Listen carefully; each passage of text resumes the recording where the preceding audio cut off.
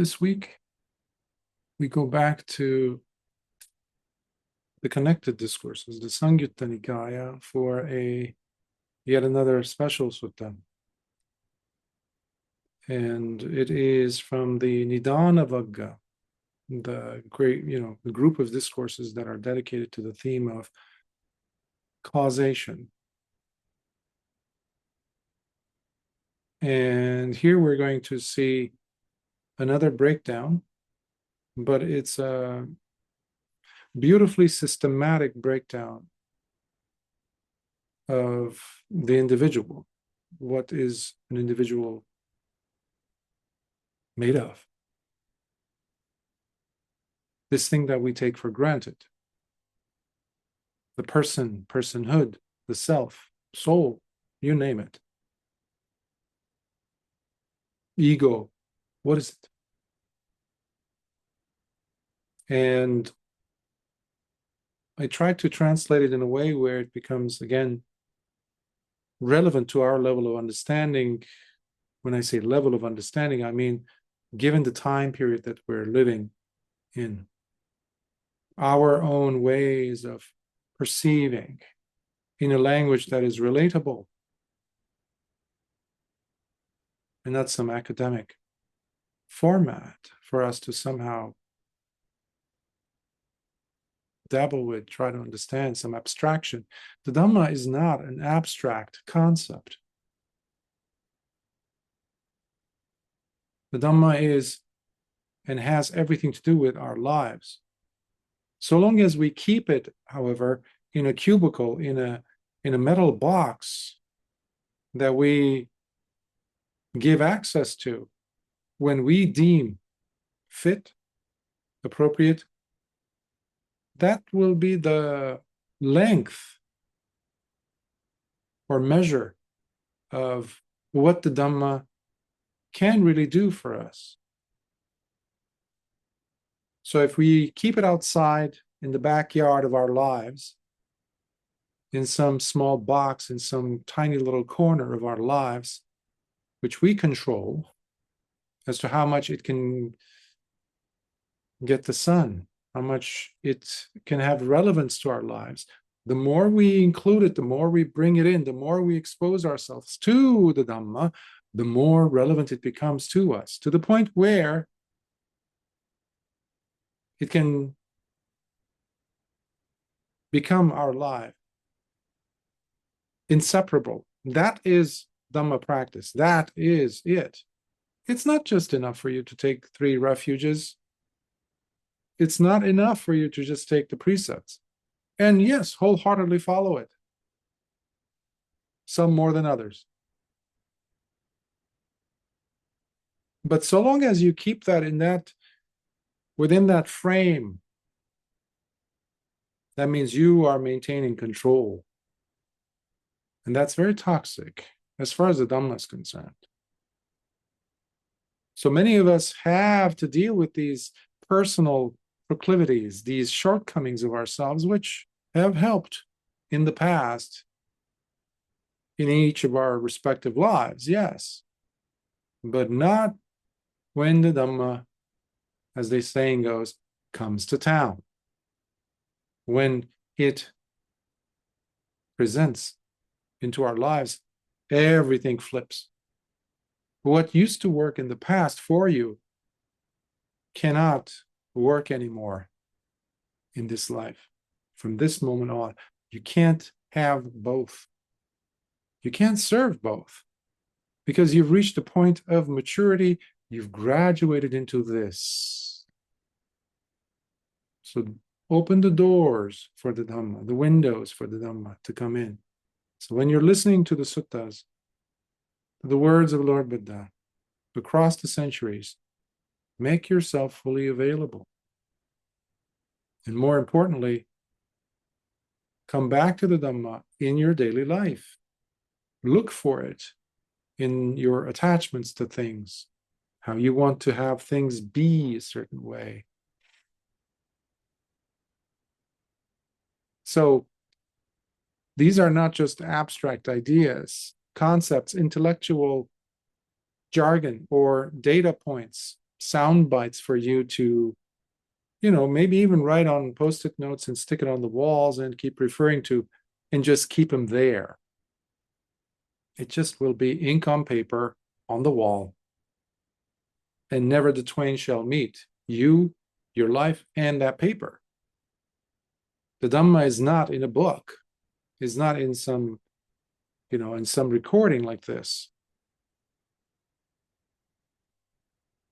But you can make it have significance when you include it into your life and learn from it and grow. And that's why it's extremely essential for us to stay humble and know who we are. Students, we all are. Even as arahants, the bhikkhus would come and pay respect to Lord Buddha. You can still see the humility, even though they each have become a giant, unshakable. But there's that humility, because we are all of us, bowing down to the altar of Dhamma, as Lord Buddha himself did. Let's not forget that. So the sutta here is from the, as I mentioned, the connected discourses, therefore the Samyutta Nikaya. It's from the 12th section. So it's 12.33, SN 12.33. And the sutta comes from, as I said, Nidana Vagga Samyutta, and the subcategory is the Kalara Khattiya Vagga, which is the Kalara, the Khattiya. Khattiya means the royal class of India, the ones who ruled, basically, not the merchants, not the Brahmins. So it comes from that section. You have several discourses within this book. So the sutta's name is, title is Paṭhama Ñāṇavatthu Sutta, Basis for Knowledge, Part 1. Paṭhama means Part 1. Let us start. It's a longer sutta than last week's, so I'm going to try to do it today to cover it with you. And if you have any questions, you can write them down, and at the end, I'll do my best to address them. Once, while residing in Savatthi, the Blessed One addressed the bhikkhus. Bhikkhus, yes, Bhante, the bhikkhus replied, and the Blessed One said, Bhikkhus, I will instruct you on the 44 bases of gaining knowledge. Now listen carefully, with minds fully focused on what I say. So pay close attention, for I shall speak. Yes, Bhante. The Blessed One then continued, and what, bhikkhus, are the 44 bases of knowledge and understanding? There is the knowledge of decay, aging, and death. The knowledge of the origin of decay, aging, and death. The knowledge of the very ending of decay, aging, and death. And the path of practice that leads directly to the ending and cessation of decay, aging, and death. There is the knowledge of birth, the knowledge of the origin of birth, the knowledge of the very ending of birth, and the path of practice that leads directly to the ending and cessation of birth. By the way, do you see the Four Noble Truths there? The Four Noble Truths, we always have the formula of dukkha. That's the first noble truth. The source of dukkha, which is ignorance, that leads us to craving. But then we have the third, the ending of dukkha, which is the cessation. And then we have lastly the fourth noble truth, which is the Noble Eightfold Path. When we say path of practice, Noble Eightfold Path, or the middle path, we are all referring to the same thing. The method with which all of that cessation takes place. The possibility for awakening is through the Noble Eightfold Path, nothing else. So when we use the word or see the word or words, path of practice, patipada, or the practice or the training, that is where the mind has to go. That's the reference. So the Buddha is teaching not just a formula of, okay, memorize the Four Noble Truths and that's enough. No, you need to see it and its connection to other aspects of the teaching. In other words, you need to see it in your daily life. If you have any discomfort, any pain, that is dukkha. First Noble Truth. Then your job has to be, where did this dukkha suffering come from? Okay, now you're looking for the second Noble Truth, which is ignorance of what you did, what you said, what you held on to, what you are craving to happen. Second Noble Truth, the source of suffering. But the moment you realize and you let go of that, you pull your hands away, your attachment away, your stubbornness away, you drop it, then there is this breathing happening. Ooh, a release. What is that release? That's the ending of dukkha. But because we are, as the saying goes, creatures of habit, we don't see that this is happening all the time with every interaction. So we need to practice a method that allows us to always be relinquishing, always seeking the ending of dukkha. To do that, that's the fourth Noble Truth. We have a method called the Noble Eightfold Path, having right view, right thoughts, intentional thinking, right speech, right action, right livelihood, right effort, right mindfulness, and right samadhi, right practice of collected stability of the mind, right concentration, if you will. So you see, just bear in mind the Four Noble Truths. Anyhow, continuing on. There is the knowledge of the desire to re-become, that's bhava. The knowledge of the origin of the desire to re-become. The knowledge of the very ending of the desire to re-become. And the path of practice that leads directly to the ending and cessation of the desire to re-become. There is the knowledge of wanting to grab and hold on, that's upadana. The knowledge of the origin of wanting to grab and hold on. The knowledge of the very ending of wanting to grab and hold on. And the path of practice that leads directly to the ending and cessation of wanting to grab and hold on. That's a tenacious grabbing. Don't just think of it as a physical. When I do these gestures, I'm trying to capture somatically, basically, what's happening in the mind, emotionally, thoughts, etc., tendencies. But no matter how much of a physical depiction one undergoes while showing, trying to capture what's going on internally, it still will fall short. Because the way we tenaciously grab is far more than a set of two strong arms could possibly do. Think about that. Our attachments, our hang-ups are so intense, they're far worse than any crazy glue could ever be. And that's why we keep dragging ourselves back again to life after life, after life, after life, after life. So, the knowledge of the origin of craving. Oh, sorry. This is the fifth one. There is the knowledge of craving and its constant thirst for more. That is tanha. The knowledge of the origin of craving and its constant thirst for more. The knowledge of the very ending of craving and its constant thirst for more. And the path of practice that leads directly to the ending and cessation of craving and its constant thirst for more. There is the knowledge of feeling. That's Vedana. The knowledge of the origin of feeling. The knowledge of the very ending of feeling. And the path of practice that leads directly to the ending and cessation of feeling. We're going through the links of the Paticcasamuppada, by the way. There is the knowledge of contact, phassa. The knowledge of the origin of contact. The knowledge of the very ending of contact. And the path of practice that leads directly to the ending and cessation of contact.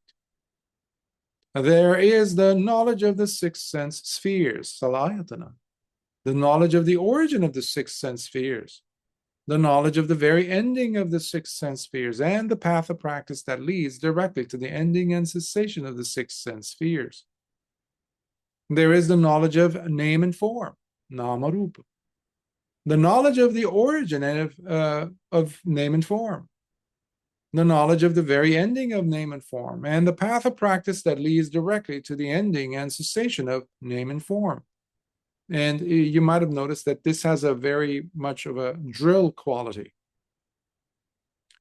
In those days, there was no writing, well, at least when it came to scripture. So people had to memorize because these were seen and respected, venerated as living teachings. You can't capture it by writing it down. So you memorize it, you repeat it, you repeat it, you repeat it. Now, if anybody who was thinking, contemplating, trying to recall these teachings, some were able to remember all of it, of course, but majority, the common person, the common practitioner, might have been able to only take a snapshot of only one of these links, and that's all they could remember. But don't worry, because each link itself is a key. It's a key. It's like a hologram. If you look at a holographic picture,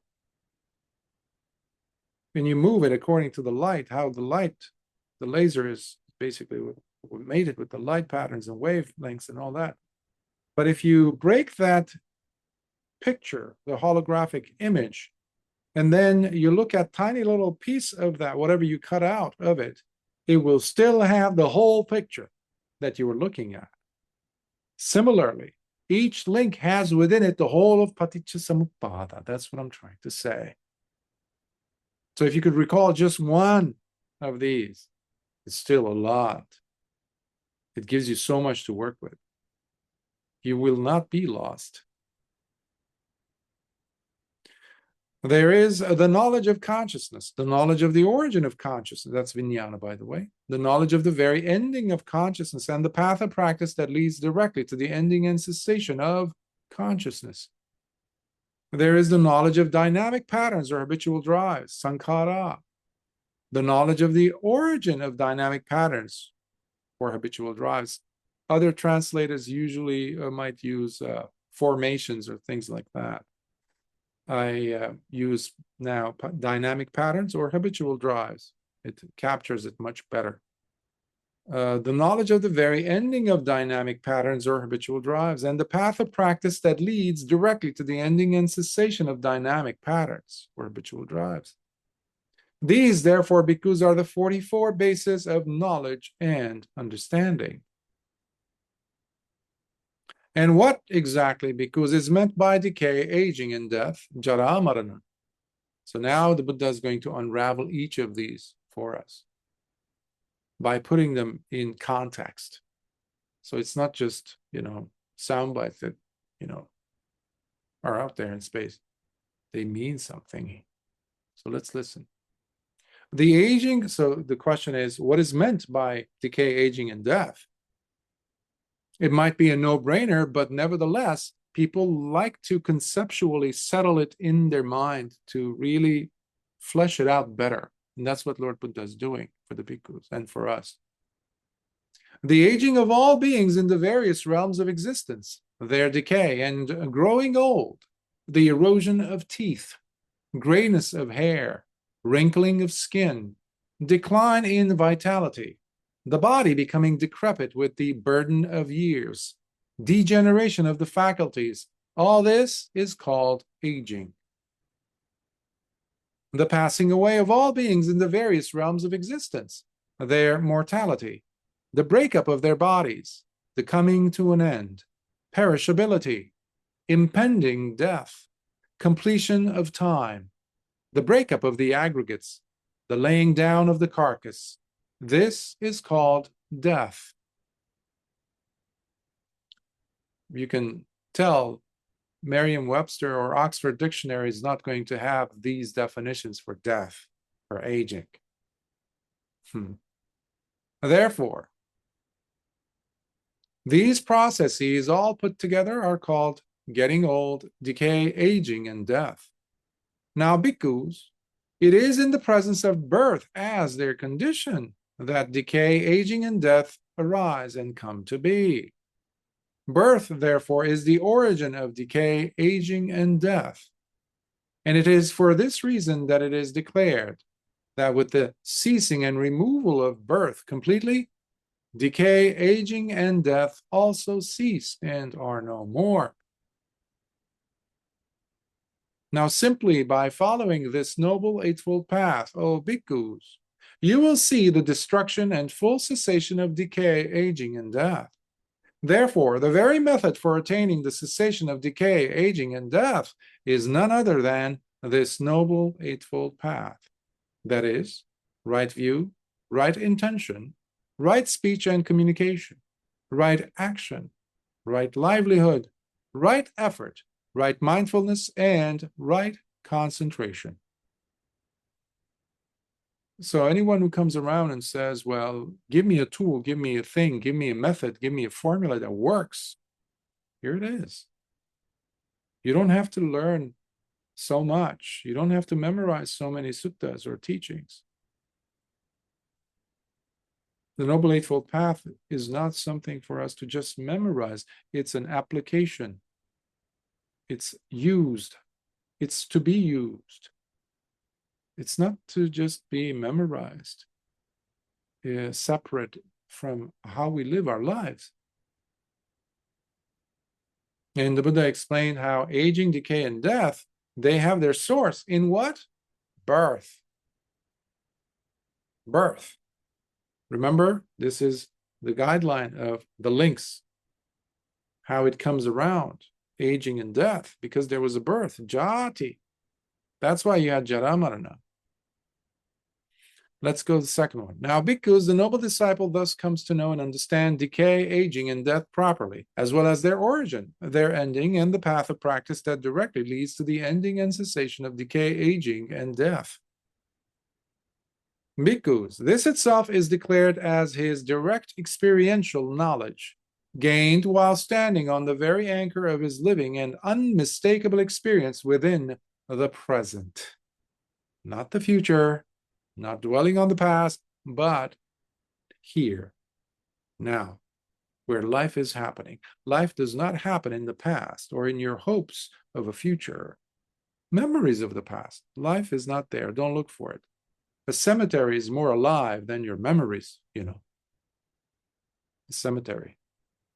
A cremation ground is more real than your future hopes and expectations. Only now. Now, stemming from this very direct and personal understanding, whatever phenomenon he comes in contact with and experiences, with all that is seen, understood, gained, and known within the immediacy of his present, all that he uses as the basis for inferring, as he considers while looking back at what lies behind him in the past, as well as that which is yet to take place within the future. Thus, with this overarching knowledge gained, he declares with confidence, all those recluses and practitioners of the past who have truly come to know and understand decay, aging, and death properly, as well as their origin, their ending, and the path of practice that directly leads to the ending and cessation of decay, aging, and death, have indeed seen and experienced this truth directly, just as I do now. Because he doesn't have to be in a time machine to go back and see it to verify. He knows, he understands. This is the method. Why? Because it has worked for him. It's clear as day. This is when you are applying the Dhamma and it is showing you it is immediately effective. It is timeless. You are seeing it for yourself, having investigated it for yourself. You don't need anyone else's word or believe in that. Furthermore, all those recluses and practitioners of the future who will come to know and understand decay, aging, and death properly, as well as their origin, their ending, and the path of practice that directly leads to the ending and cessation of decay, aging, and death, will indeed see and experience this truth directly, just as I do now. So those in the past as well as in the future, this is the method. This, therefore, because is the noble disciple's inferential knowledge properly gained. Therefore, because the noble disciple is thus declared as having these two knowledges that are indeed refined and utterly pure, namely, the direct knowledge gained from his unmistakable living and present experience, and his inferential knowledge that rests upon the anchor that is the former. Using the inferential knowledge, because, as I said, you don't have to go and see it yourself. I know we live in a science-obsessed world today, even though our methods are not scientific at all. It has become scientism, not science proper. We don't apply scientific method. There's a lot of inferential knowledge we rely upon. That's how Siddhartha Gautama walked away from the palace, because he saw, he knew, he understood, having not even fully lived his life, that if he continued there in that form of a life, there's no way, no hope for him to ever attain freedom from suffering. And similarly, it was his inferential knowledge, realizing that these two teachers that I am listening to, they haven't found it. Why? Because I've attained their level and I realize I haven't found it. So by not having found it, the path to awakening, to freedom from delusion, from lobha, dosa, moha, from greed, hatred, and delusion,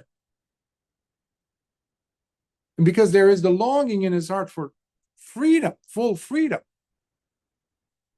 So it's not here. There is a possibility for me to attain, but not here.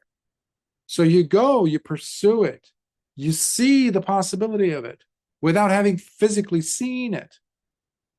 So we need to appreciate that. That has a lot to do with our own saddha, the trust, the faith, the confidence. But you have to be standing on something that is concrete, meaning a true question, gutsy question, as a resolution on your part. That's why you practice, not to appease anyone, not to run away from anyone or anything.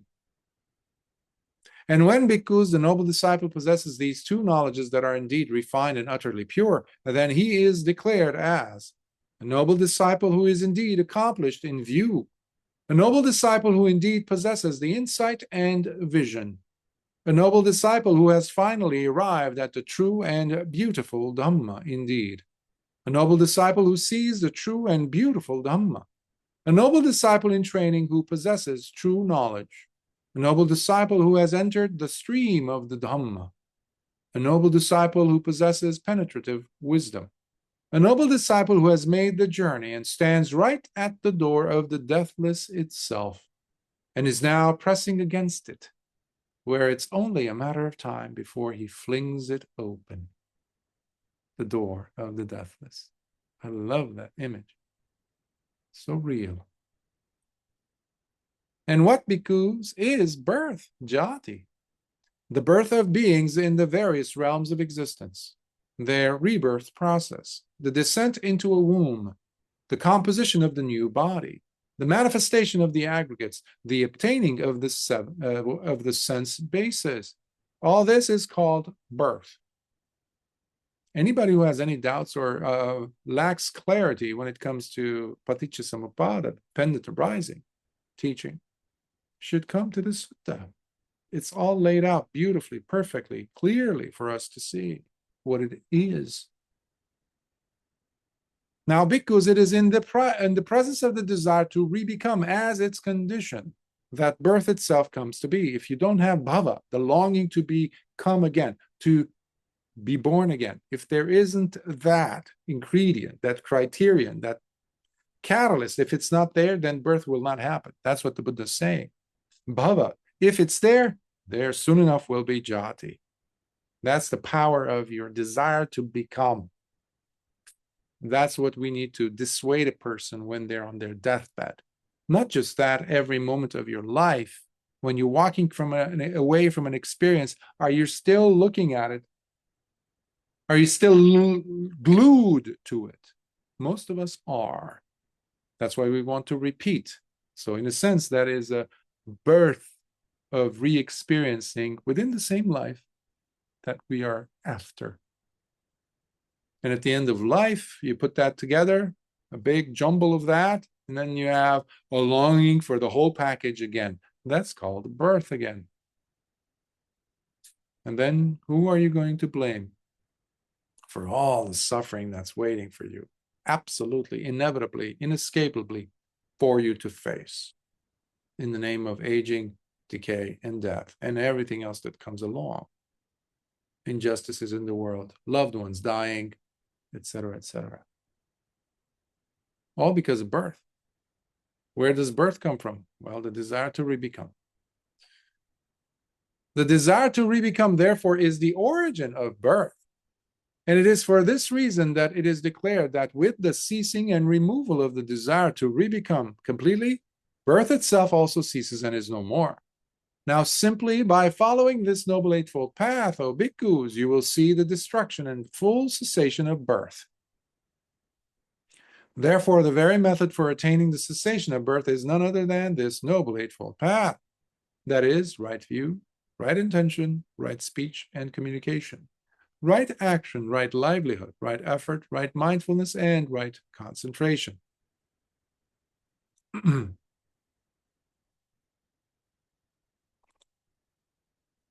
Now, bhikkhus, the noble disciple thus comes to know and understand birth properly, as well as its origin, its ending, and the path of practice that directly leads to the ending and cessation of birth.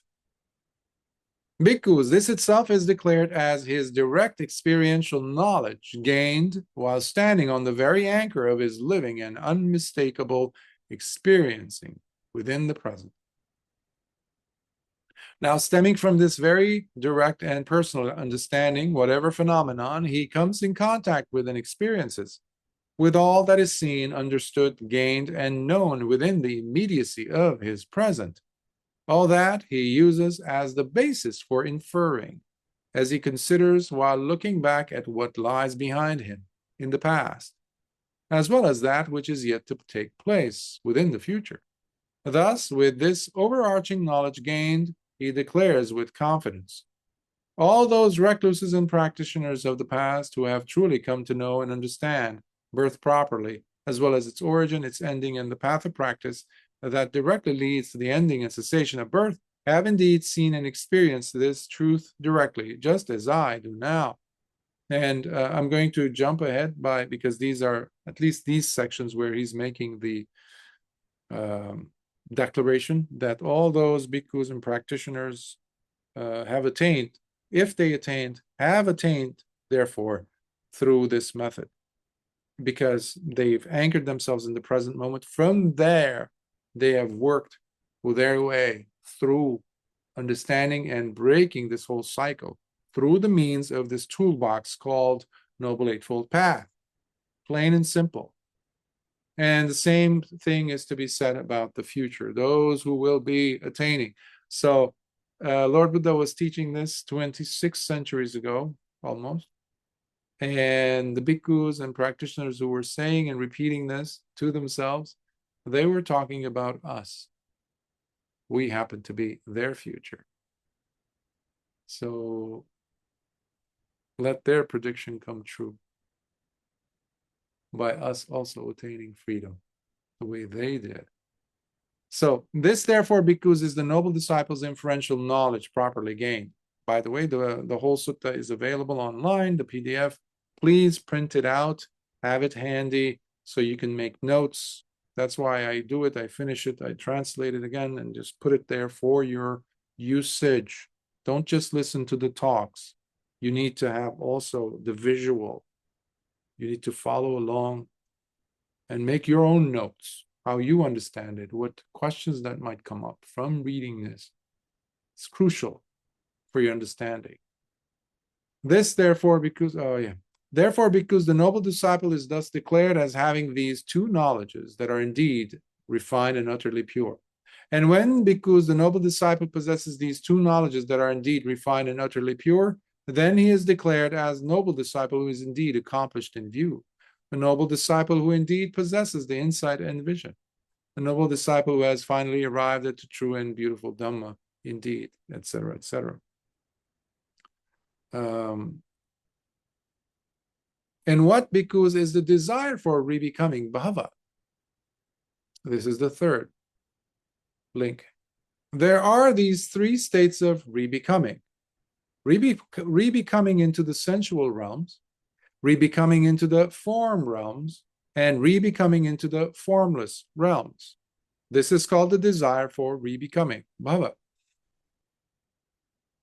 Sensual realms, by the way, we happen to be in that realm, as in this case, the human realm. Animals also are within that realm. Okay, you feel it, you sense it, you're tactile, you feel it. It's very tangible. And similarly, the same can be said about 10 or 16, I forgot the number, of Deva realms above us that everybody wants to be reborn into, to experience more and more celestial sensuality, unbelievable pleasure. With what? Sensuality. Okay? So this category of the 31 realms of existence happens to be the Kama Loka, which we call sensual realm. Then you have the area of the range of what we get to, basically the Brahma Loka. These are the form realms where there isn't sensuality. The five senses, carnal pleasures, they don't exist anymore. That's why a person who is reborn in the Brahma realm, they have to be beyond the carnal pleasures. That doesn't mean that they don't enjoy conceptual pleasures, meaning thoughts, ideas, even abstract ideas. So there's different levels, different rungs of that they are in the Rupa Loka, they're called form realms. And then above that, you have the formless realms that are even more refined. Still part of the 31 realms of existence, however. You're born into one, eventually it will expire and you will fall out of it. There is no liberation in any of these simply because you're born there. Okay? So, unless we're talking about anagamis, noble disciples who have cut off the five sangyojanas, the fetters, there's no way they can engage in hatred, engage in craving, lusting after things. Sensuality is beyond them.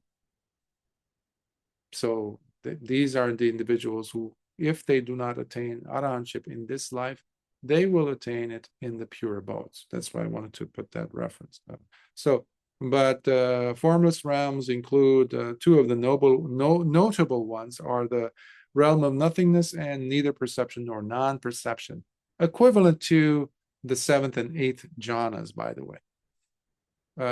Usually those who dwell in those jhanas, really have a craving for them, are the ones who land there, which is basically a terrible place to land. The Buddha's, Siddhartha Gautama's teachers, the two, Alarakalama and Uddakaramaputra, ended up in those realms respectively. I say you don't want to be reborn there because there is no perception. You cannot understand anything anymore. There is no perception. There is no percipience. You cannot practice Dhamma. You cannot hear the Dhamma. How terrible is that? How terrible is that? So the states of rebecoming, so the desire to rebecome, there are people who want to be reborn into these realms. Now, bhikkhus, it is in the presence of grabbing and holding on as its condition that the desire for rebecoming itself comes to be. The grabbing and holding on, therefore, is the origin of the desire for rebecoming. Upadana is the source, the substrate, the thing, the nutritional or nourishing fuel for bhava. Upadana is what conditions bhava, the desire for rebecoming. And it is for this reason that it is declared that with the ceasing and removal of grabbing and holding on completely, the desire for rebecoming itself also ceases and is no more. Now, simply by following this Noble Eightfold Path, O bhikkhus, you will see the destruction and full cessation of rebecoming. Therefore, the very method for attaining the cessation of the desire for rebecoming is none other than this Noble Eightfold Path. That is, right view, right intention, right speech and communication, right action, right livelihood, right effort, right mindfulness, and right concentration. There is such a thing as wrong concentration, and that is all around you. Anything but the teaching of the Buddha, specifically what he taught, the methods of practice. The same goes obviously for right mindfulness, right sati. When you're practicing satipatthana proper, you are practicing right mindfulness. Plain and simple. Now, bhikkhus, the noble disciple, thus comes to know and understand the desire for rebecoming properly, as well as its origin, its ending, and the path of practice that directly leads to the ending and cessation of the desire for rebecoming. Bhikkhus, this itself is declared as his direct experiential knowledge, gained while standing on the very anchor of his living and unmistakable experience within the present. No one has to convince you of anything anymore. You know it. You know it. It's first-hand knowledge. It's not second-hand knowledge. There's no belief involved anymore.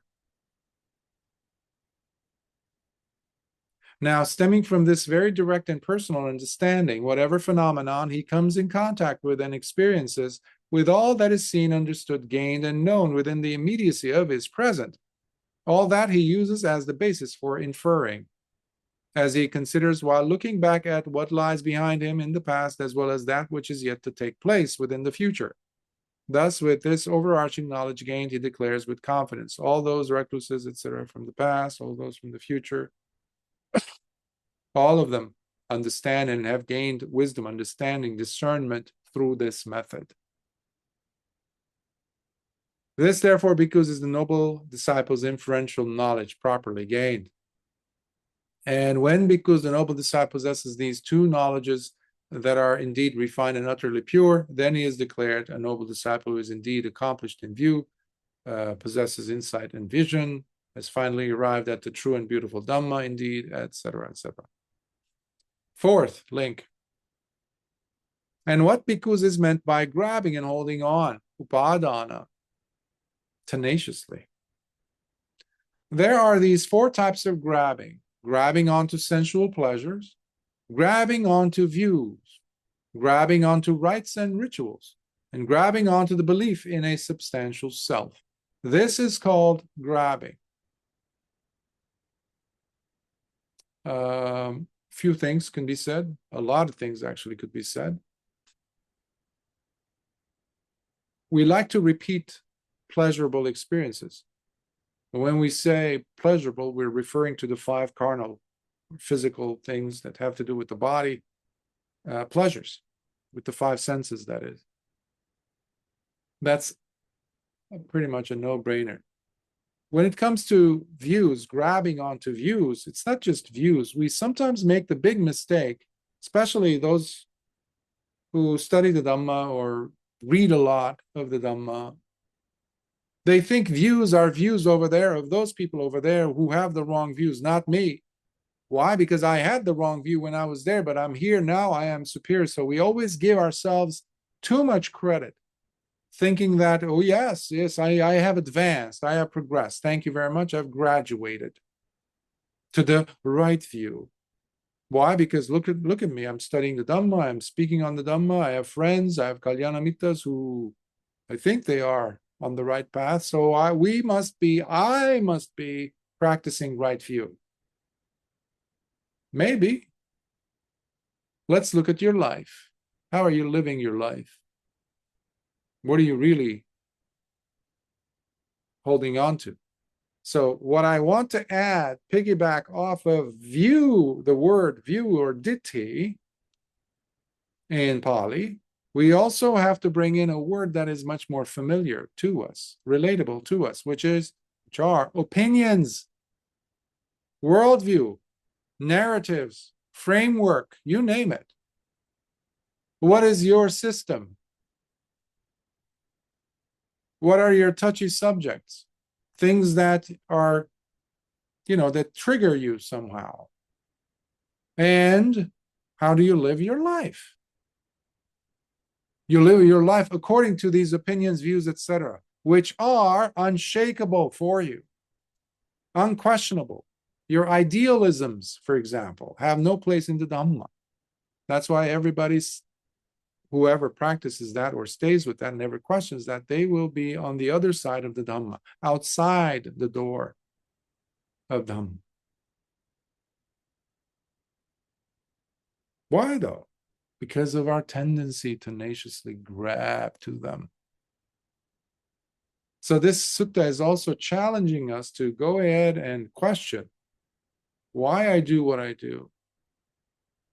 Why? And the question here is, everything's fine, everything's fine. Once I was in Asia and I was giving a talk, I was still a layman.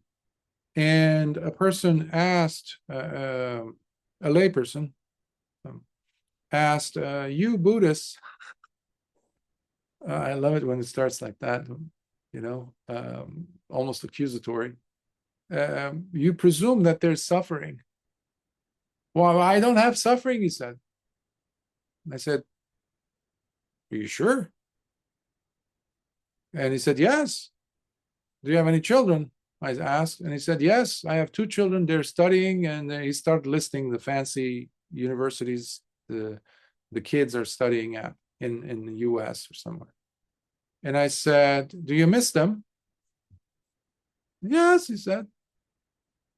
How does that feel? Are they with you all the time? Do they come in for the holidays, on the weekends? Do you spend as much time as you used to when they were kids? No, of course not.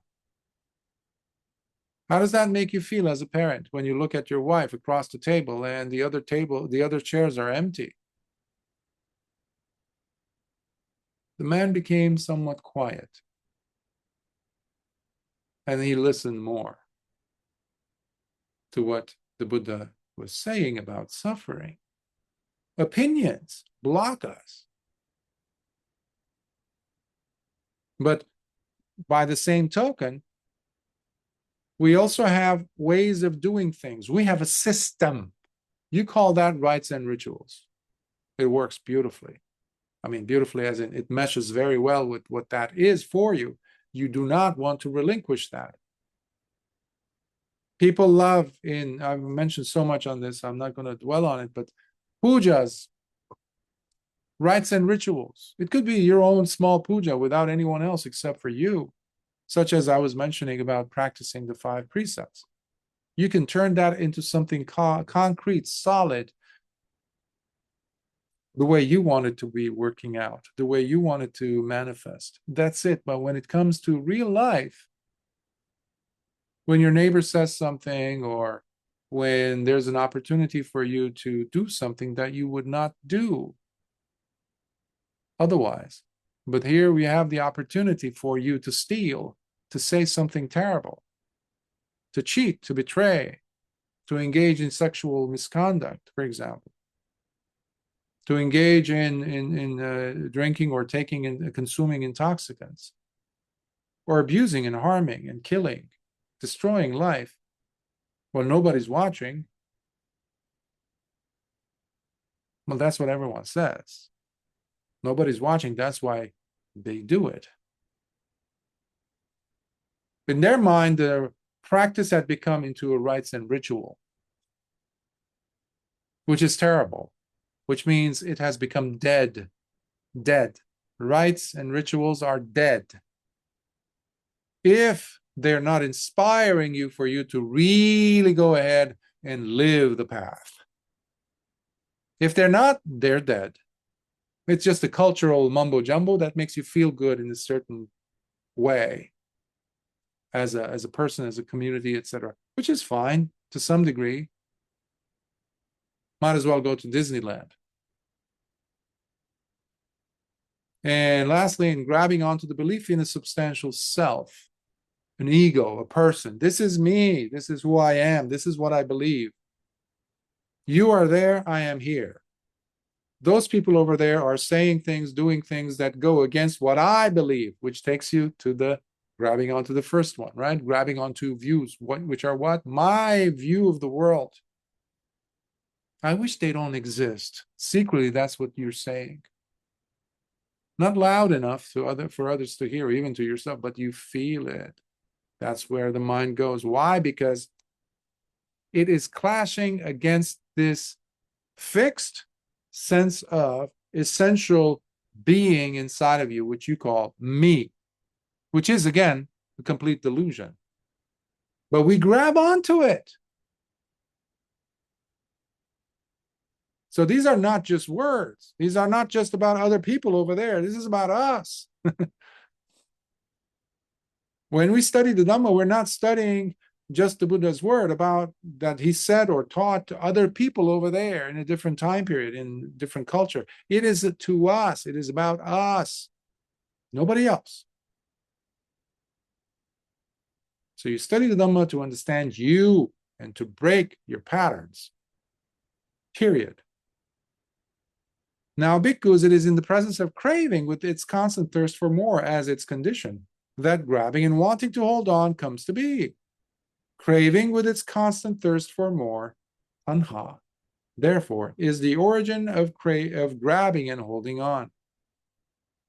And it is for this reason that it is declared that with the complete ceasing and removal of craving with its constant thirst for more, grabbing and holding on itself also ceases and is no more.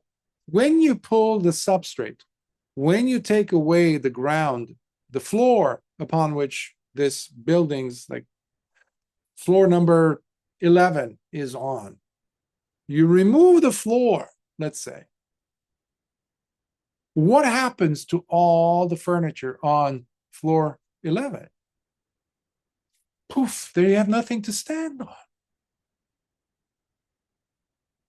So if you remove the floor, the substrate, the ground upon which tenacious grabbing exists, upadana, when you remove the floor of that, which is tanha, the desire, the constant wanting, thirst for more, good or bad things, by the way, when there isn't tanha, there is no upadana.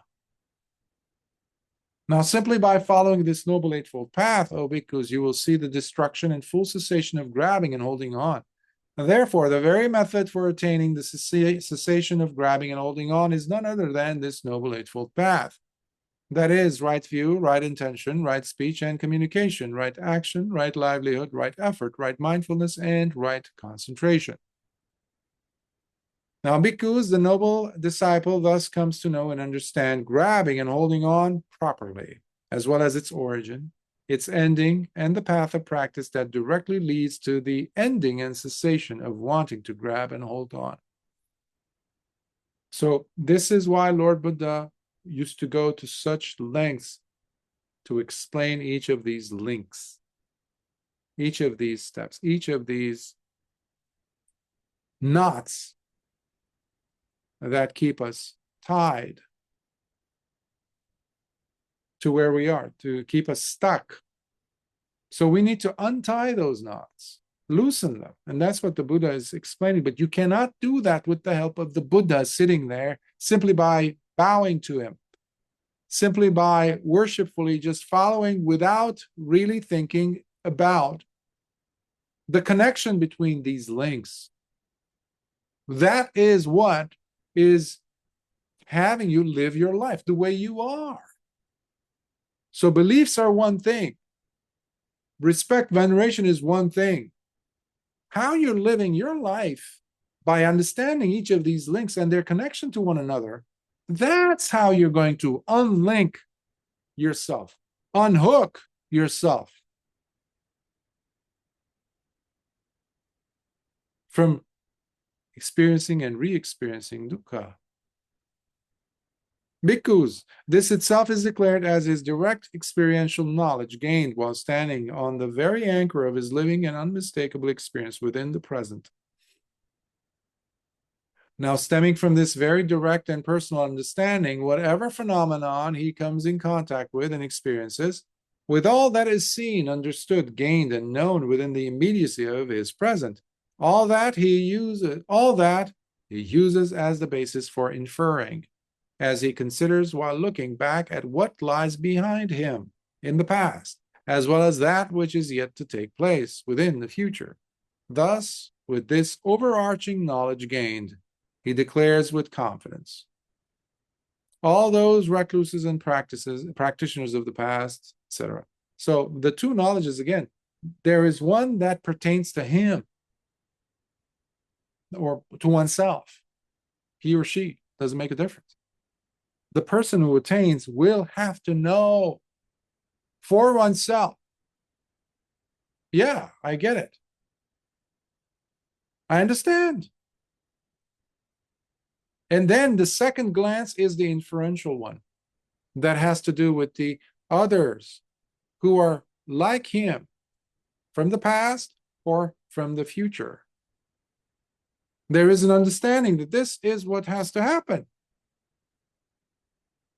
to get the same results.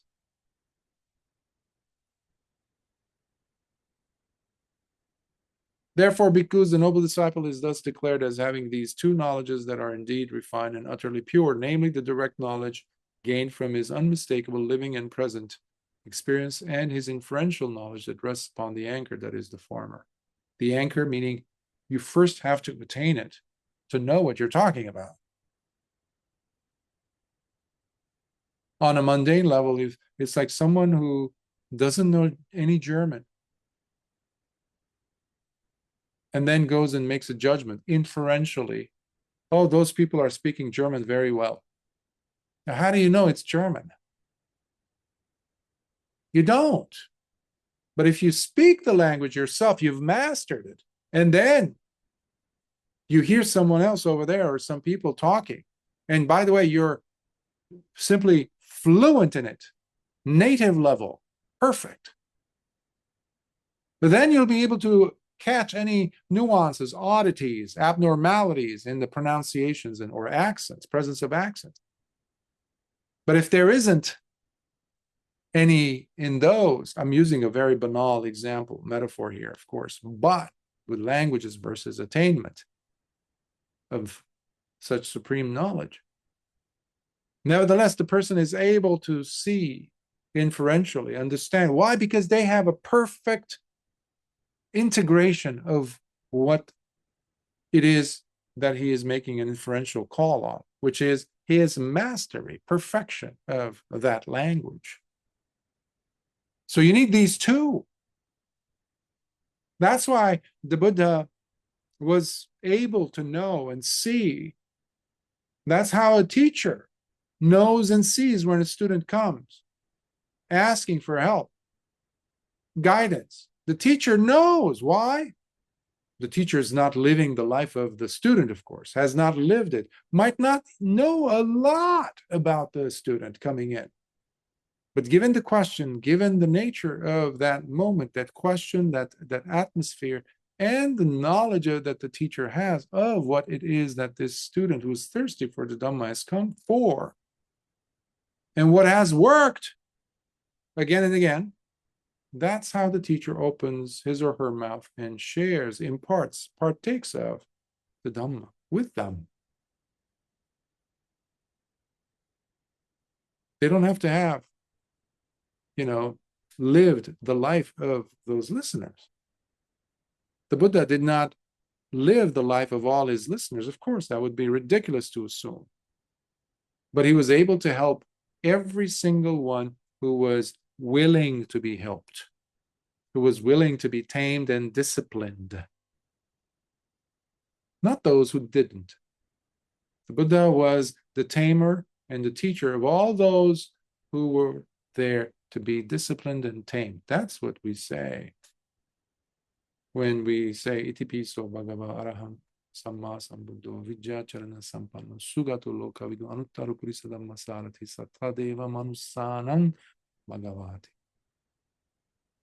buddho bhagavati. So some things to remind ourselves with. And when bhikkhus, the noble disciple, possesses these two knowledges that are indeed refined and utterly pure, then he is declared as a noble disciple who is indeed accomplished in view, etc. 5. And what bhikkhus is craving with its constant thirst for more? Tanha. Now, there are these 6 types of craving. Craving for forms, craving for sounds, craving for odors, craving for tastes, craving for tactile objects, and craving for mental phenomena, mind objects, experiences, ideas, thoughts, memories, which many of us love to go back to. This is called craving. Make sense? So they're very much related, obviously, with the salayatana, with the 6 senses. Now, bhikkhus, it is in the presence of feeling as its condition that craving with its constant thirst for more comes to be. Feeling, therefore, is the origin of craving with its constant thirst for more. And it is for this reason that it is declared that with the ceasing and removal of feeling completely, craving with its constant thirst for more also ceases and is no more. Remember, you will not have tanha if there is no feeling. You must have felt something that you want to repeat.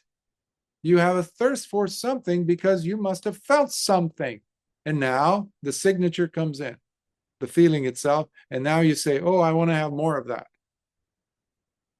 But if there isn't that feeling, you won't know. So we have to exercise our awareness of feeling responsibly. That is with the practice of satipatthana. Mindfully experience, instead of being lost in that feeling, which most of us do.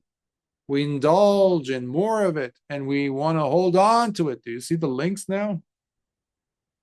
Feeling, tanha, upadana, grabbing. You don't want to let go.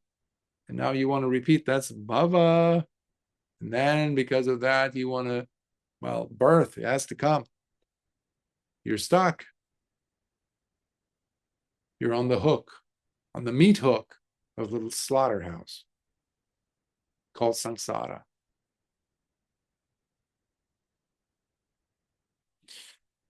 Now, simply by following this Noble Eightfold Path, O bhikkhus, you will see the destruction and full cessation of craving with its constant thirst for more. Therefore, the very method for attaining the cessation of craving with its constant thirst for more is none other than this Noble Eightfold Path. That is, right view, right intention. Remember, it's intentional thinking.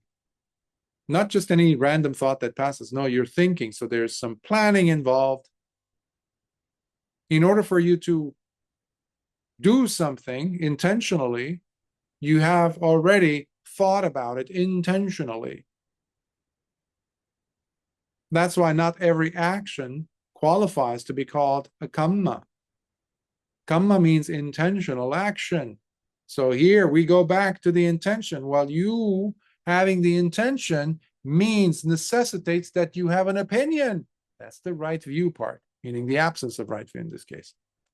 Wrong views, opinions, etc. If you're coming from there, as you're making some intentions or intending to do something, then everything else will follow what? The wrong view. That starts the snowball. That's why right view is number 1. It has to be within each one of the Noble Eightfold Path. Those links. Right speech has to be coming from a place of right view. If it's coming from wrong view, it's wrong speech. Forget about it. You can't make wrong speech right simply because of what you want to be. That's called lying, deceiving, especially to yourself. Remember, that's how powerful our opinions are, our worldview, what I want to happen and not want to happen. Evidence of this? You don't have to look far. First Noble Truth says it all. Is there dukkha? That tears everything down. If there is, all your lies show up. There's not enough deception you can pull off to hide the presence of dukkha. That's how powerful it is. And that's why Lord Buddha kept coming back to it. showing us, do you see, are you aware of your dukkha? Most people are not. That's the irony. We always turn the gaze onto others, the world, this, that woman over there, she's really the cause of my pain, or that man over there, or the world, or the climate, or the system, the government. You're forgetting to look at what's happening. Is there dukkha, Lord Buddha would ask. But we never look. We're never aware of our dukkha. In that sense, we're never aware. We're running outside, doing other crazy things, doing other things to appease that dukkha, funnily enough. And that's why we don't even come close to cessation of that dukkha. That's why you have so many people depressed. That's why you have people so much in pain, psychological, emotional, physical, because we are not living harmoniously with ourselves. The body is doing something. The body has become a trash bag of toxic, negative emotions that are unresolved, having a lot to do with our emotions and our memories and how we have depleted ourselves, how we lived the past, unresolved, etc. How are you going to find cessation? You're not even acknowledging the fact that there is dukkha you're experiencing. That's the state we're in. So honesty is number one, which is lacking. Honesty with ourselves. And if there's no honesty, there's no respect for ourselves either. There's no Noble Eightfold Path.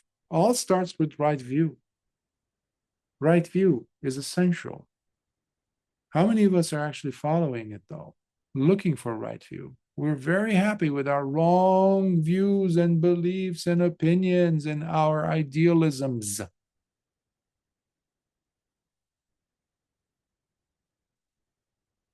Therefore, the very method so I just read that, right view, right intention, right speech, communication, right action, right livelihood, right effort, right mindfulness, and right concentration. By the way, you can't have 7 being right and 1 wrong. I gave the example of right view. If it's missing, all of them are wrong. And if your view is right, then guess what? Sooner or later, you're going to catch yourself when you are going in the wrong path of using wrong action. Right view is going to come in and say, what are you doing?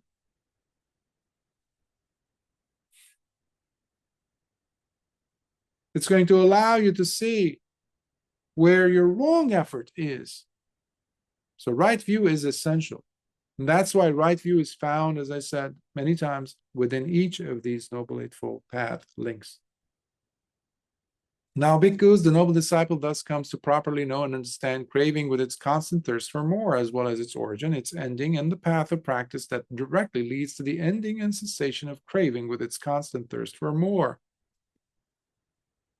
By the way, this is a talk, this is a recording. Once it's up, it is one that you do not listen to once and that's it.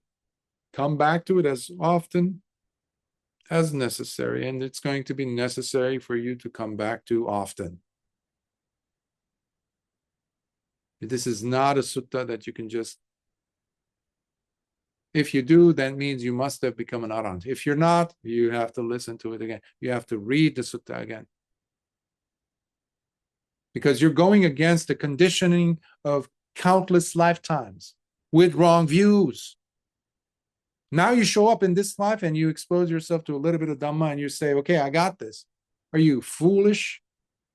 That's what we do. We have countless lifetimes of having lived wrongly.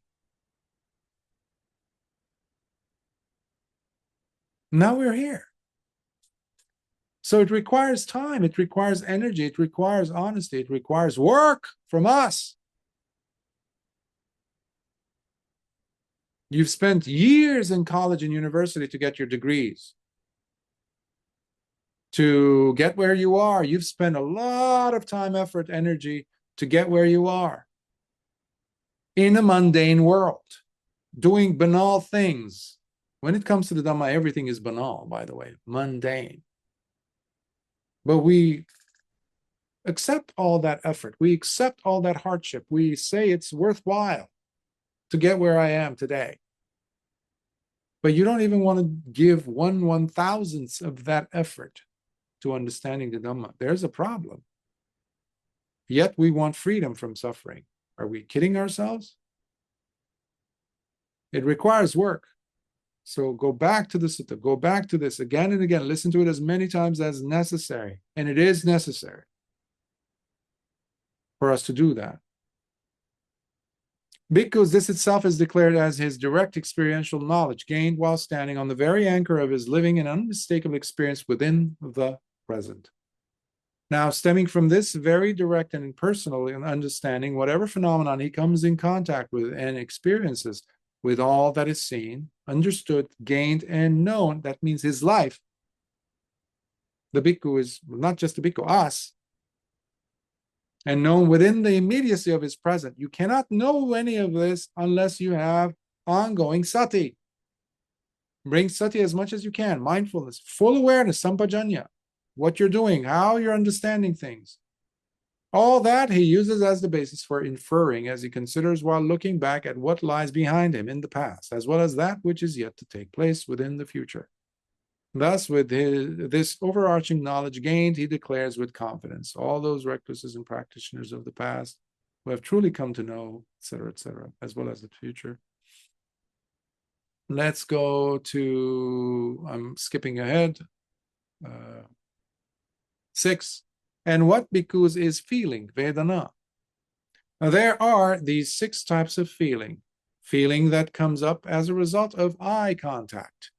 Feeling that comes up as a result of ear contact. Feeling that comes up as a result of nose contact. Feeling that comes up as a result of tongue contact. Feeling that comes up as a result of body contact. And feeling that comes up as a result of mind contact. This is called feeling. You have other places Lord Buddha would describe feeling as being 3. But we have to look at the context. We don't look at just the numbers foolishly. We look at the context. In those places, in those suttas, teachings that Lord Buddha gives about feeling being 3, he's talking about 3 types of feeling that are pleasant or pleasurable, unpleasant or painful, and neutral. But in this case, he's using the feeling that is generated within or in connection to the 6 sense spheres, namely the eye, ear, nose, etc., including the mind. Now, because it is in the presence of contact as its condition that feeling comes to be. Contact, therefore, is the origin of feeling. That's the substrate now for feeling itself. Just like feeling was the substrate for tanha, constant thirst for more craving. And tanha itself was the substrate, the ground for upadana, etc. Now, because it is in the presence of contact as its condition that feeling comes to be. Contact, therefore, is the origin of feeling. And it is for this reason that it is declared that with the ceasing and removal of contact completely, feeling also ceases and is no more. So if you don't have contact, you don't have feeling. You can think of it in those terms. Now, simply by following this Noble Eightfold Path, O bhikkhus, you will see the destruction and full cessation of feeling. Therefore, the very method for attaining the cessation of feeling is none other than this Noble Eightfold Path. So he lists them again. Now, bhikkhus, the noble disciple thus comes to know and understand feeling properly, as well as its origin, its ending, and the path of practice that directly leads to the ending and cessation of feeling. Bhikkhus, this itself is declared as his direct experiential knowledge, gained while standing on the very anchor of his living and unmistakable experience within the present. It's not, I tell people, you cannot practice in the future. You cannot practice sati or mindfulness in the future, tomorrow. But when we become procrastinators, when we're lazy, what do we say to ourselves? Oh, I'll sit tomorrow. Oh, from tomorrow morning when I go to work, I'm going to make sure I'm staying with sati every moment. I'm going to actually clock myself how many times I dropped the ball. I didn't pay attention. Yeah, okay, fine. Bravo. That's it for tomorrow. What about today? You're sitting on the sofa, you're standing here, you're looking or you're reading this. How much sati is there? It takes courage to inhabit the present moment, you know. Most of us are dreadful in that. We live in the past or we are trying to live in the future. That's why we're not alive. We don't know the meaning of being alive, living. This practice allows us to become alive through the practice. That's discernment, that's wisdom. You cannot be wise in the past or in the future. You can only be discerning and wise now. That takes a lot of responsibility for you to see what you're doing, how you're doing, when you're doing it, and what's the cause for that to happen. And what is your relationship to that? What are my responsibilities in relation to that? All that is screaming sati and sampajanya, the presence of those. That's why such a person becomes difficult for many people in society. Because you would be walking awake in a world of zombies, in a world of sleepwalkers. It's too shocking of a presence. Come on. Because everybody's in a coma. So the Buddha's encouragement is, come here. Stay here in the present. That's how you're going to understand Paticcasamuppada. Now, stemming from this very direct and personal understanding, whatever phenomenon he comes in contact with and experiences, with all that is seen, understood, gained, and known within the immediacy of his present, all that he uses as the basis for inferring as he considers while looking back at what lies behind him in the past, as well as that which is yet to take place within the future. Thus, with this overarching knowledge gained, he declares with confidence, all those recluses of the past and the future, they've all attained through this method. And number 7. And what bhikkhus is contact? Passa. There are these 6 types of contact: eye contact, ear contact, nose contact, tongue contact, body contact, and mind contact. This is called contact. Remember, before feeling takes place, there has to be the meeting. Something, a spark. That spark is contact itself. With what? Well, the eye with the object, the visible object. They come together. There's eye consciousness, and it's going to be contact right there. Because of that, there's feeling. If there was no contact, there is not going to be any feeling. Now, because it is in the presence of the 6 sense spheres as its condition that contact comes to be. The 6 sense spheres, therefore, are the origin of contact. And it is for this reason that it is declared that with the ceasing and removal of the 6 sense spheres completely, contact also ceases and is no more. 6 sense spheres, again, is in this case, is what we've been talking about: the eyes, the ears, the nose, the tongue, taste buds, that is, the body, tactile perception, meaning the skin, how you feel against textures, smooth surface versus rough surface, one you like, one you hate. And of course, lastly, the mind. Those are the 6 sense spheres, which we'll see in a minute.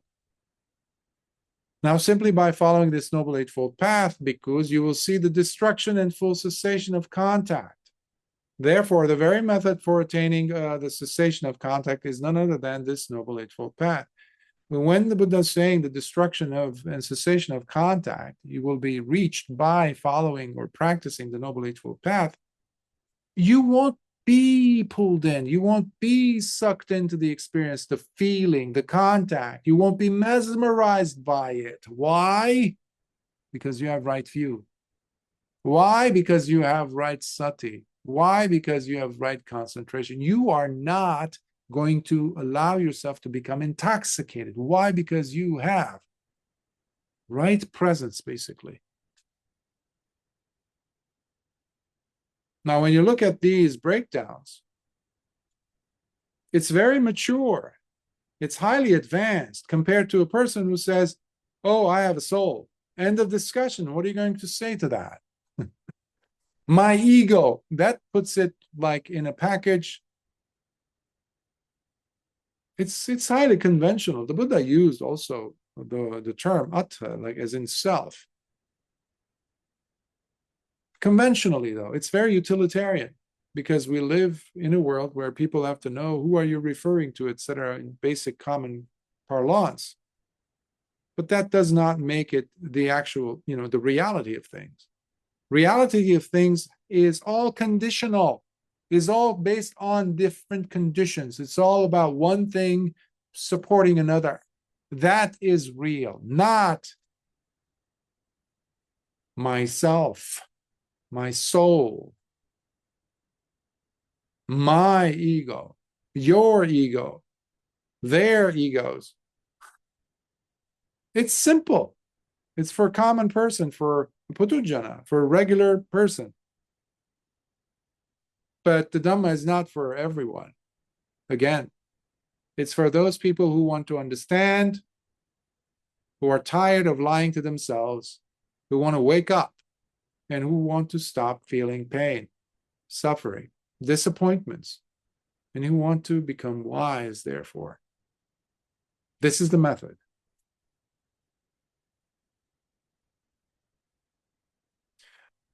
So you mentioned cessation of contact, that is right view, right intention, right speech and communication, right action, right livelihood, right effort, right mindfulness, and right concentration. Thus, the bhikkhu comes, the noble disciple comes to know and understand contact properly, as well as its origin, its ending, and the path of practice that directly leads to the ending and cessation of contact. Bhikkhus, this itself is declared as his direct experiential knowledge gained while standing on the very anchor of his living and unmistakable experience within the present. Stemming from this direct and very direct and personal understanding, whatever phenomena he comes in contact with and experiences with all that is seen, understood, gained, and known within the immediacy of his present, all that he uses as the basis for inferring, as he considers while looking back at what lies behind him in the past, as well as that which is yet to take place within the future. Thus, with this overarching knowledge gained, he declares with confidence, etc., about the past and future, those who will attain. Skipping to the eighth link. Excuse me.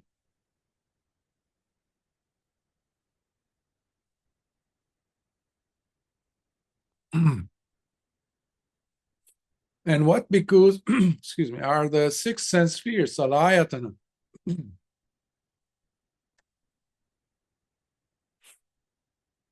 The eye sphere, the ear sphere, the nose sphere, the tongue sphere, the body sphere, and the mind sphere. These are called the six sense spheres. Some people might take issue with this. Why not say eye? Well, when the Buddha says the sphere, ayatana, what it includes is the eye and its corresponding object, which is a visible object, right?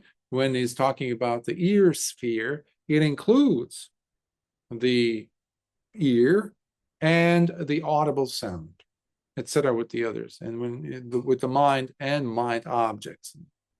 So that's the reference here. He's not making a separation necessarily, just puts it in one bundle, calling it a sphere. Now, because it is in the presence of name and form, nama rupa, as their condition, that the six sense spheres come to be.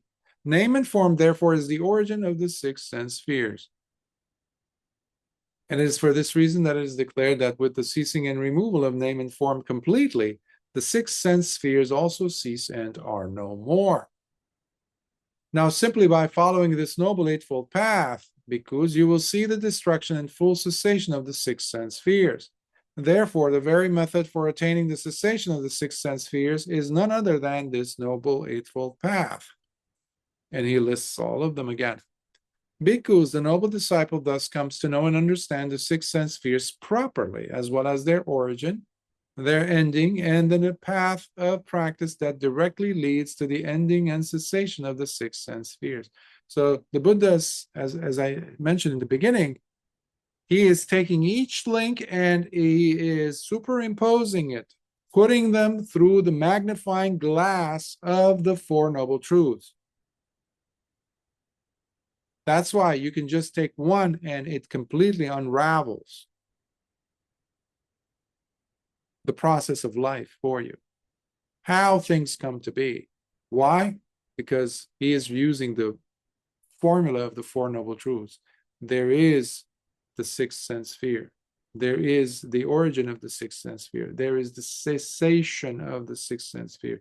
And there is the path of practice that allows you to attain that cessation of the sixth sense sphere. Do you see the Four Noble Truths? You see why this is not a sutta that you can just listen to once in passing and say, yeah, it's good. No. You're doing yourself a huge favor by revisiting this, trying to understand deeply. The understanding is essential.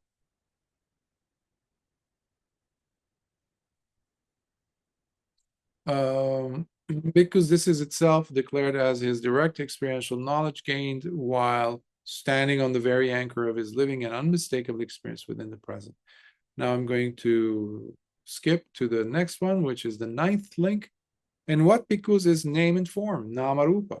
By the way, Namarupa does not have an and in it in Pali, like a ch, for example. Nama ch, rupa ch. No, there isn't that. Namarupa, one word. There's no hyphen in it either. Body, mind, no. In English, we don't say, we usually put an and in there, or at least a hyphen. That says a lot to us about how intricately interweaved they are, reliant upon one and the other. Rupa and nama portion. Remember, rupa we refer to as the four primaries, four elements, as well as the food and sustenance and the sperm and the egg we receive from our parents. All that is the material, physical form portion. And nama, the mental portion, the naming, it's used for naming, is where we find the less tangible ones, such as feeling, perception, attention, intention, and contact. Okay, so let's go ahead. And what bhikkhus is name and form, Namarupa? Feeling, perception, intention, contact, and attention. This is called name. The four great primary elements and the four derived from the four great elements is called form. I just gave you in a nutshell. So here it is. Therefore, these two groups comprising both mental and physical processes are together called name and form. Now, bhikkhus, it is in the presence of consciousness as its condition that name and form comes to be. Consciousness, therefore, is the origin of name and form. Those two bundles of reeds, think of them leaning against one another. You remove one, the other falls. You remove the other, this one falls. That's the connection between consciousness and Namarupa, those two links. And it is for this reason that it is declared that with the ceasing and removal of consciousness completely, name and form also ceases and is no more. Now, simply by following this Noble Eightfold Path, because you will see the destruction and full cessation of name and form. Therefore, the very method for attaining the cessation of name and form is none other than this Noble Eightfold Path. Remember, the consciousness and name and form have to be there for the zygote to form the fertilized egg. The mother's egg and the father's sperm cell, when it comes, they join. That is not necessarily going to form a new living being. you still need a few things. You need the, in a sense, the consciousness bit, which we call the desire to re-become, the bhava portion. So that impetus, that drive has to be there. Because on the other hand, you have the rough material for what will become into a name and form, meaning the fertilized egg. You can think of it as such, but it's not just, I'm simplifying it, of course, here. But even when the two join, but if the consciousness or the desire for re-becoming, the craving for another birth, the craving for another life to happen is not strong enough, then there won't be a fertilized egg. It will just drop out of the body of the mother to be. Or sometimes you don't have the sufficient amount of rupa with the nama there. The consciousness might be there, but it won't be strong enough for it to latch onto it, to be there on the uterine wall, to turn into a fetus. That won't be happening. So you need both for a life to begin. Now, for an arahant, there isn't that longing anymore. So there is no consciousness as such to be going anywhere. Now, remember here, the Lord Buddha is using consciousness as a conventional word, something to describe, because we like to objectify things. Remember, we're not far away from the child who's sitting there working and playing with Lego pieces. We call those Lego pieces concepts, but we become too attached to them. That's why I was saying the Buddha uses the word self, utilitarian way, though. But people will say, see, the Buddha is saying consciousness. So, but you said, Bhante, there is no consciousness as such in Buddhism. Yes, we have only 6 consciousnesses. And what about this? So people came up with the whole thing of bhavanga. Those are the commentators that came up with in the Abhidhamma. So the bhavanga goes from life to life. They even gave it a location, such as in the heart. They even gave it a size. You have commentators who say, well, it's the size of your thumb, basically the portion of your thumb, and it's as if they went and saw and complete nonsense. But it appeases the curious little child in us who wants to find things, big pieces of Lego, to say, this is what it is. This is what's going. We remove the spirit of the Dhamma from the teachings. If we do that, we will infuse it with wrong beliefs, wrong views, and that's what the Dhamma has become, thanks to the commentators, who still perpetuate this in many ways, instead of understanding that it is a mechanism, a process. We're still looking for a thing in our pursuit. Well, what is that consciousness? What is that thing? What is it? So who's taking birth? The question itself already is wrong. Who is taking birth means I believe in a soul. I believe in an essential thing that is moving from place to place. The question is wrong. So how are you going to get a right answer? But when you're looking at the Paticcasamuppada, you're looking at, it's like, oh, wow, it's so intricate. It's a process.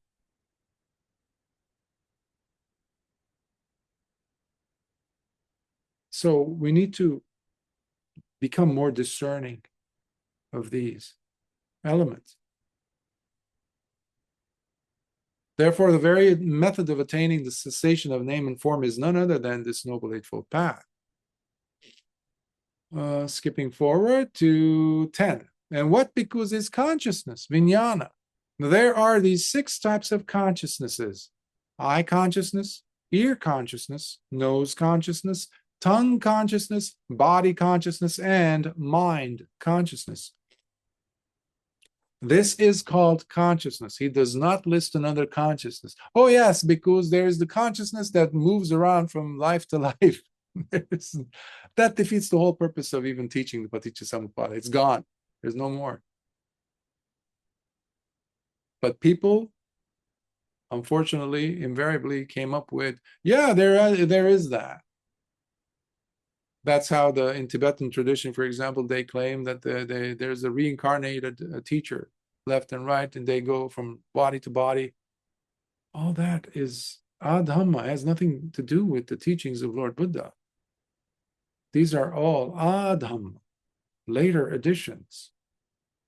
Simply because somebody calls themselves Buddhist does not make them Buddhist. They have to really go to the teaching. Is it relatable, at least, to the teachings of the Buddha? And they are not, sadly. So it behooves upon us to go and find out the teachings, what they are. This is your life. You can't call yourself a Buddhist or a practitioner of the Buddha word if your views are wrong. That's what you're doing. You're trying to understand. And remember, nobody I know comes in already with right view to the Dhamma. That's why you come to the Dhamma, so your wrong views drop, your evil views drop, your opinions about the Dhamma drop, as long as you're getting exposed to it. That's what we're doing. So he listed 6 consciousnesses. Now, bhikkhus, it is in the presence of the habitual drives, sankhara, as its condition that consciousness comes to be. The habitual drives, therefore, are the origin of consciousness. Remember, I said to you about the 6 sense spheres? I mentioned the eye and I mentioned the visible object, right? Those are the sense spheres. But the coming of the two necessitates, brings about, the meeting of the two brings about the I consciousness, or the specific to that sense sphere consciousness. So the body consciousness, don't look at these as things. Again, they're not like we look for objectification.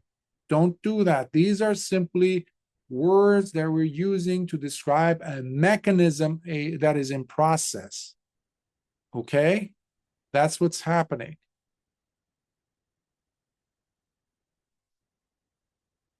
So Sankara, the habitual drives are dynamic patterns, therefore are the origin of consciousness. And it is for this reason that it is declared that with the ceasing and removal of Sankara, the habitual drives completely, consciousness also ceases and is no more. Now, simply by following this Noble Eightfold Path, because you will see the destruction and full cessation of consciousness. Therefore, the very method for attaining the cessation of consciousness is none other than this Noble Eightfold Path. That is, right view, right intention, right speech and communication, right action, right livelihood, right effort, right mindfulness, and right concentration. Now, bhikkhus, the noble disciple thus comes to know and understand consciousness properly, as well as its origin, its ending, and the path of practice that directly leads to the ending and cessation of consciousness. When you have this understanding and you're going about your daily life, it will constantly be unzipping your wrong views. Earlier I said it's a very mature path. It's a mature understanding that you're working towards. That means you're no longer are willing to lie to yourself about experience. Your eyes are opening wider. Now, when your eyes or lenses are going to open that wide, be careful what you ask for, because the veil of so-called reality will come apart. Are you willing to do that? Which means your passionate drive towards life will be coming apart. This is why we develop this enchantment. When we are going into the Dhamma, we're understanding, we're processing, we're understanding, and the layers are coming off. What essentially happens is your intoxication, your drive to be fully enmeshed with your experiences, your likes and dislikes, the world will no longer be the same from day to day. And your passions are not going to be there. Because when you have that nibbida, this enchantment, you're no longer enchanted by life, fooled by life, fooled by what you hear, what you see, what you experience. The old things don't trigger you anymore. The old things don't raise or bring about passions in you. You're no longer agitated. And when that happens, you come to see things how they really are for the first time. You have both higher knowledge and understanding, and you're able to witness things as they are firsthand. Bhante Ñāṇavatthu, for example, uses the image of a magician on stage. You would be that person who would have snuck in backstage, hid himself or herself behind the black curtains, unbeknownst to the magician who comes on stage, and he removes his tricks, his boxes of tricks. He wears his magic tuxedo with the hidden doves and pigeons and things, the slit open door underneath where he stands, where he disappears or makes someone else disappear. You see and you're shocked. You're shocked, but your friends and family are sitting in the audience, eagerly waiting for the curtains to come up, open up. And they sit there for an hour or so. They watch the magician with big goo-goo eyes and mouths, jaws dropping. And your jaw is dropping too, but not for the same reasons. You're discovering the secrets of the magician. You're seeing how they really are. And then you come outside stunned as the show is over and your friend comes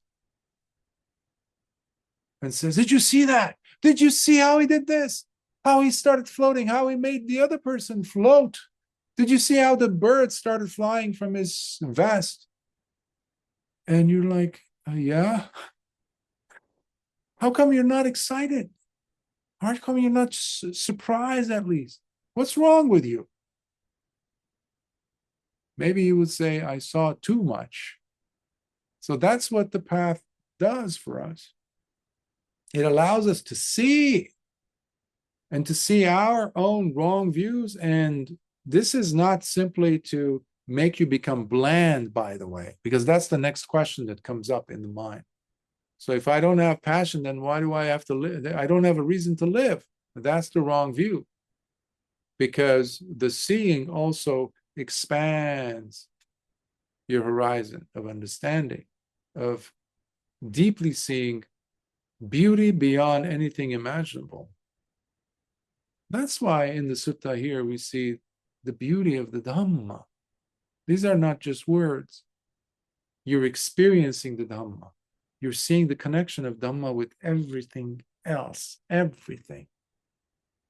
And so basically, if you were a tiny little bubble, now you came out of the bubble and now you're really experiencing life, far surpassing anything imaginable. So there's nothing gloomy about the Dhamma or understanding or developing, progressing in the Dhamma. So it has a purpose, you know, all this. This itself, because is declared as his direct experiential knowledge gained while standing on the very anchor of his living and unmistakable experience within the present. Now we go to the last one. And what bhikkhus are the habitual drives, or the dynamic patterns, I call it, sankhara?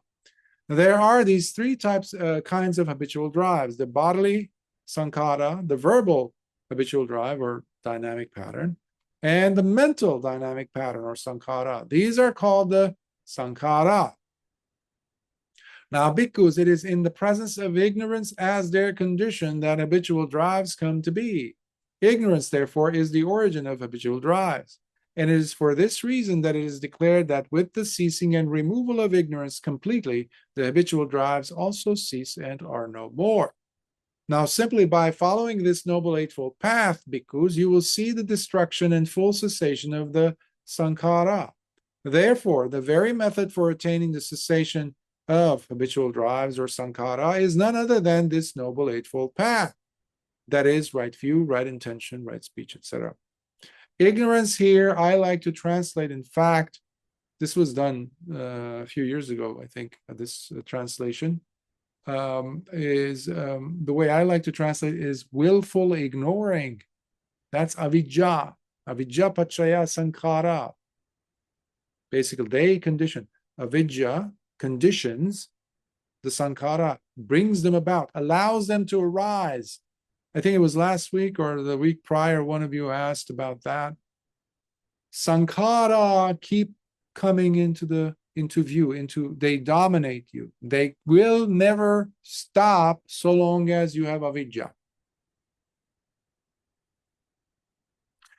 They are the very, I give you always the example of a wound up car, small cars with winding, wires inside. So it's like a spring.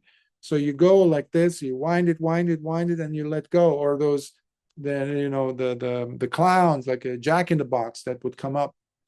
And so you wound it by putting it back. So there's a spring. So those springs have been put in motion by our intentional actions and behaviors, repetitive behaviors we've committed in many, many lifetimes. They don't go away on their own. They are energy put in motion by us, irrespective of how far of an eon ago it might have been. We become animated. We are moved by them, whether they are usually akusala sankhara, or harmful, damaging, negative habits. That's why I call it habitual drive. They're not formation. It means nothing, formation. What is that? Rock formation? What is it? So they're momentum that come in, all of a sudden steal the show from you, make you behave a certain way. And the other, I forgot to mention, are the kusala sankhara. We also have here and there positive habits developed. But nevertheless, they create agitation in the mind. And guess what? Here's the bit about avidya. So long as we are not fully present with sati and sampajanya, mindfulness and full awareness, that means we are operating on automatic pilot mode when it comes to our lives. Our behaviors are dictated by willful ignoring, basically, ignoring what's happening. We just take the sankhara as real, as me, part of me, who I am, my persona, my personality. And we never question it. Okay. Can you flesh it out? Can you understand avidya pachaya sankhara? It's because of willful ignoring that there is sankhara. But if you had sati, sankhara would be brought to a standstill. If you had satipatthana practice going on when you're walking, you're bringing your full awareness. How you're reaching for the cup, let alone when you get that nasty call. Are you feeling the emotions that are rising? Maybe fear, panic, etc. Are you feeling the blood starting to boil? Most of us will say no. Why? Because there's avidya. And what's taking place? Why am I getting my blood boiling? Sankhara. Because you've done it. You've gone through that whole process countless times in the past. That's why it's like a wound up car. You just burst. It triggers. Oh, he triggered me. Oh, did this. Oh, what is that? What is triggering? Sankhara. But if you're wisely present, discerning, aware of what you are doing, what's going on, the sankhara will come and they will drop like a dead bird, that fly in front of you. It will disappear. But you need to undergo this many, many times until the sankhara really slow down. Slow down. And because of the sankhara, you have the others, by the way.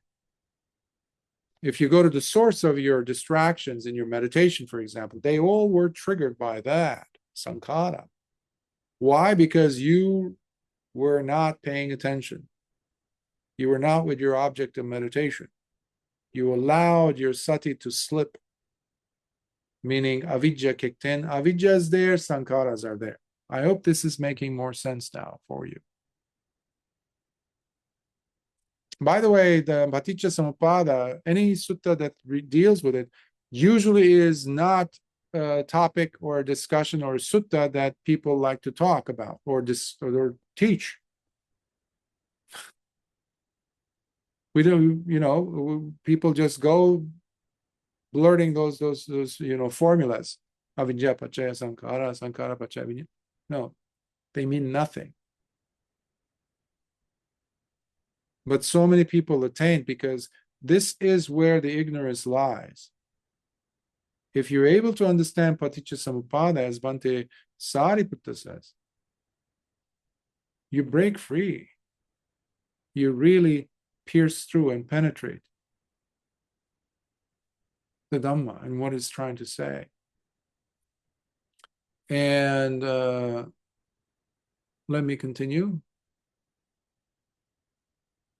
Now, bhikkhus, the noble disciple thus comes to know and understand the habitual drives properly. I think I read that. This itself is declared as his direct experiential knowledge gained while standing on the very anchor of his living and unmistakable experience within the present. Now, stemming from this very direct and personal understanding, whatever phenomenon he comes in contact with and experiences, with all that is seen, understood, gained, and known within the immediacy of his present, all that he uses as the basis for inferring as he considers while looking back at what lies behind him in the past, as well as, that which is yet to take place within the future. Thus, with this overarching knowledge gained, he declares with confidence, all those recluses and practitioners of the past who have truly come to know and understand the dynamic patterns or habitual drives properly, as well as their origin, their ending, and the path of practice that directly leads to the ending and cessation of the habitual drives, have indeed seen and experienced this truth directly, just as I do now.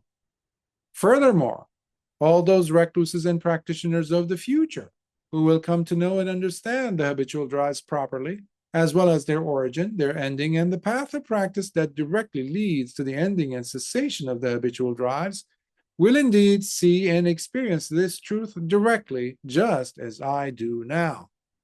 This, therefore, bhikkhus, is the noble disciple's inferential knowledge properly gained. Therefore, bhikkhus, the noble disciple is thus declared as having these two knowledges that are indeed refined and utterly pure, namely, the direct knowledge gained from his unmistakable living and present experience, and his inferential knowledge that rests upon the anchor that is the former.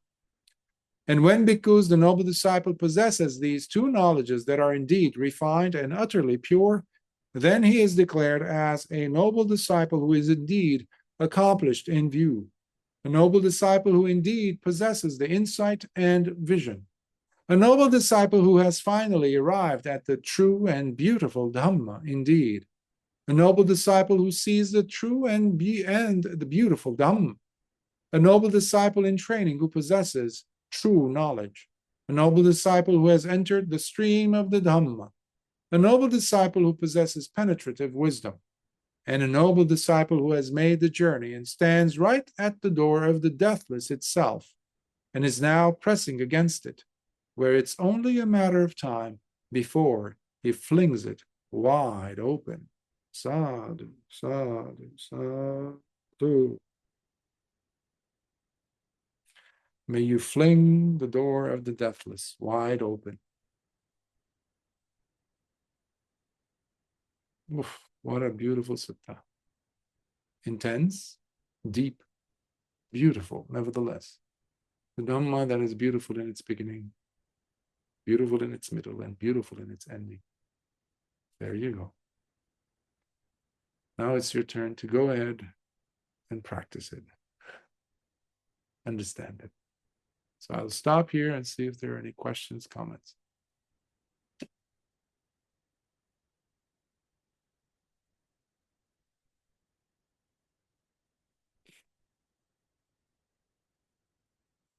None? No questions. Oh, Hattaka, yes. Good. In the middle of the sutta, I just found something quite perplexing.